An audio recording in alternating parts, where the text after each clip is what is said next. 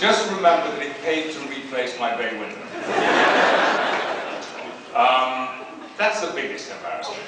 I have...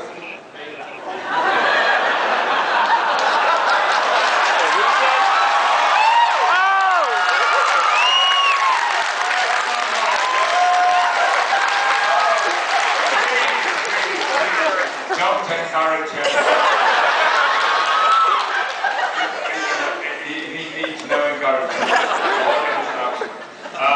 And I was going to go on and tell you all kinds of fascinating things about other embarrassing events in my life, but I decided not to. Instead, I'd like to call on the next question now.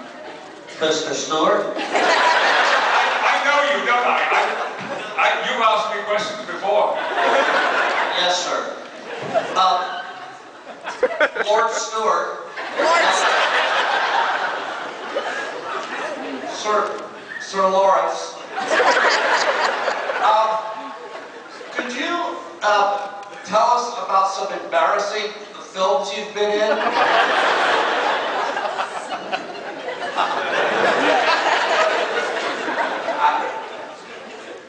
Sir Stewart?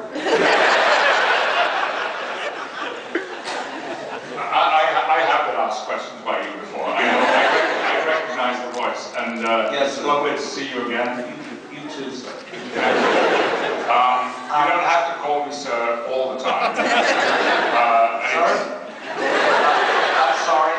And certainly not Lord, because that is an elevation that I have not been given, nor do I expect ever to see. So I'm just simply an ordinary common or garden knight of the realm.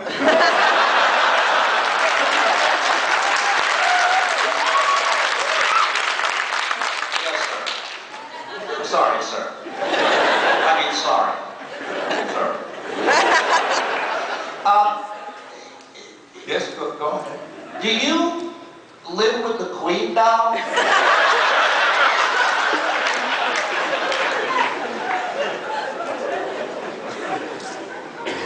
I was not asked to take up residence in Buckingham Palace yet. But you will. Who knows? Yes. No, I think you have to be born into it, if you understand the term that I'm using. Born into the royal family in order to take up residence in Buckingham Palace or any of the other. And you know, I was born in a little tiny working class house in the north of England, and I don't think I qualify.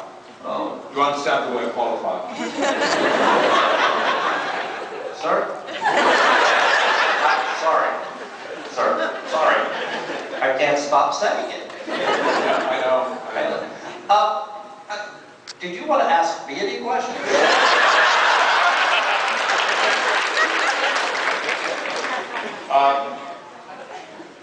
I know who you are. The disguised voice, yes. You know, the grey hair, all that.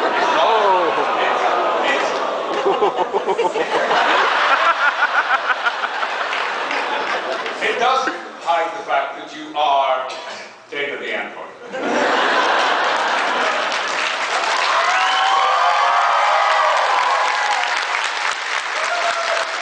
You know, actually, Sir Data the Android.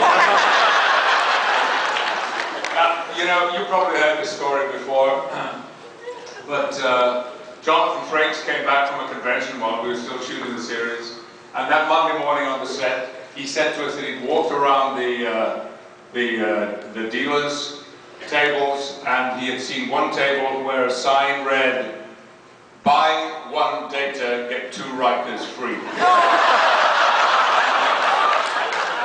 That was my table, sir. One last thing, sir, and then you may go. Oh, no, I'll go. Sorry. I have written a film, and I would very much love to have you star in it. Now, can you just give us a quick thumbnail sketch of the story? Well, no. I only have a title right now. And the title is? Wild Geese 3.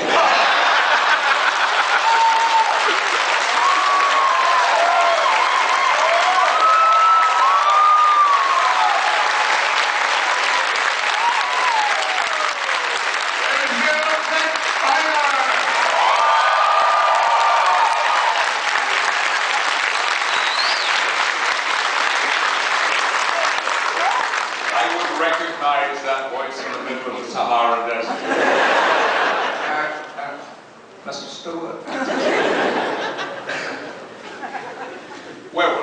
I answered your question. Yeah, I did. Enough.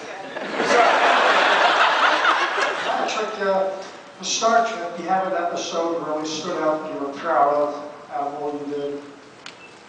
Is there one episode that... Yes, there is, and many of you may have heard me say this before. There was an episode called Inner Light, and it was a beautifully written episode with some lovely acting opportunities for me. And it also featured my son, and it was the first time that Daniel and I worked together professionally. We have worked together since then, more than once, and I just thought it was something that was very much at the heart of what the Star Trek theme is, and there really were many wonderful, great episodes and exciting episodes, and I like different episodes for different reasons, and of course, all the ones I directed, as far as I'm concerned, were the best. And I know, Jonathan did some great work as a director. I mean, he's an authentic director. I was just sort of doing the best I could, really. But Fistful of Dates isn't bad, is it? So that's your question, sir. Hello. Hi. I was just wondering if you found there to be any major differences between working in the UK and the US in terms of acting or in terms of anything else?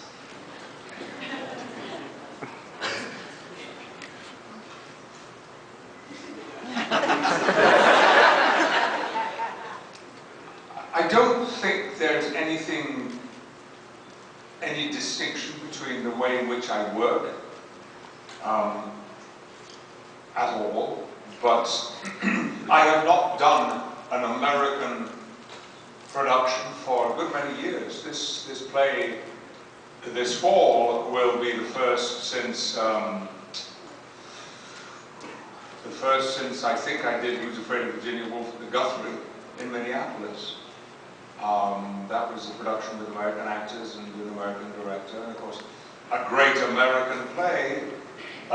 This is also by a great American playwright, the one that I'm going to be doing, and I feel a certain amount of pressure as an English actor coming to New York to do a wonderful American play by a great living playwright.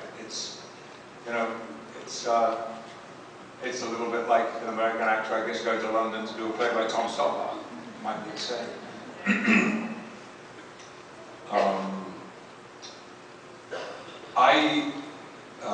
I've enjoyed all the work that I've done in the United States, working with American actors. I think probably none more so than the production of The Tempest that I did in New York, a long time ago now, about 14 years ago. We did it in the park and then transferred it to Broadway, and that was a really lovely experience, as good an experience as any that I've had with any English companies performing Shakespeare. And I'm excited about this prospect, and I'm excited about working with T.R. Knight. I love being on Broadway.